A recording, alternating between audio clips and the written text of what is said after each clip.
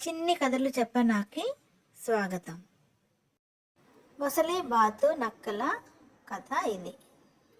ఒక అందమైన అడవిని ఆనుకొని ఒక చిన్న నది ప్రవహిస్తూ ఉంటుంది. ఆ నదిలో ఒక పెద్ద మొసలి, ఒక చిన్న బాతు పిల్ల స్నేహంగా ఉండేవి. మొసలికి చిన్న బాతు పిల్ల అంటే చాలా ఇష్టం. ఆ బాతు పిల్ల నీటిలో క్వాక్ క్వాక్ అంటూ మెల్లగా ఈదుతూ ఉంటే సరదాగా చూసేది మొసలి.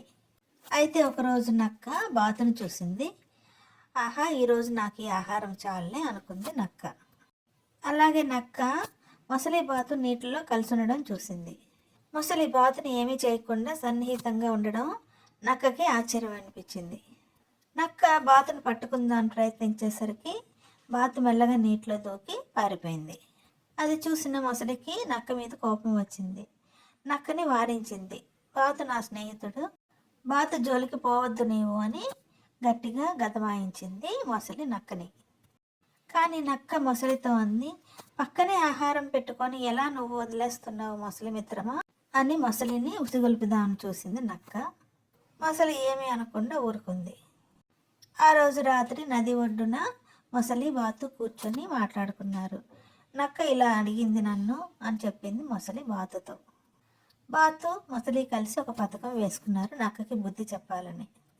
మరునాడు బాతు నక్క చూస్తుండగా నీటి ప్రవాహం దగ్గర కదలలేనట్టు అచేతనంగా ఆగిపోయింది.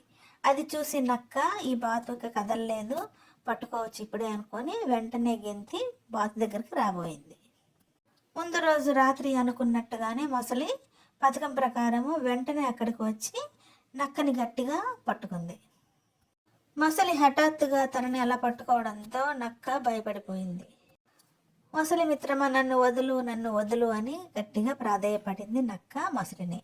కానీ మొసలి మాత్రం నక్కను విడవకుండా, నా మిత్రుడి మీదకే నన్ను ఉసిగొల్పుదామని చూసావు, నిన్ను వదలను అని చెప్పి మరింత గట్టిగా పట్టుకుంది మొసలి నక్కని.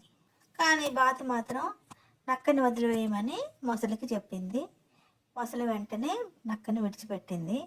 బ్రతుకు జీవుడా అని నక్క పరిగెత్తి అడవిలోనికి పారిపోయింది.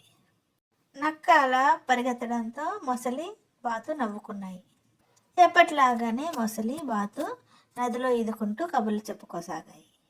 అందమైన అడవిలో, అందమైన ప్రకృతిలో, మరింత అందమైన ఆ నదీ జలాల్లో ఇద్దరు మిత్రులు కూడా కలిసి చక్కగా తమ స్నేహాన్ని కొనసాగించసాగారు.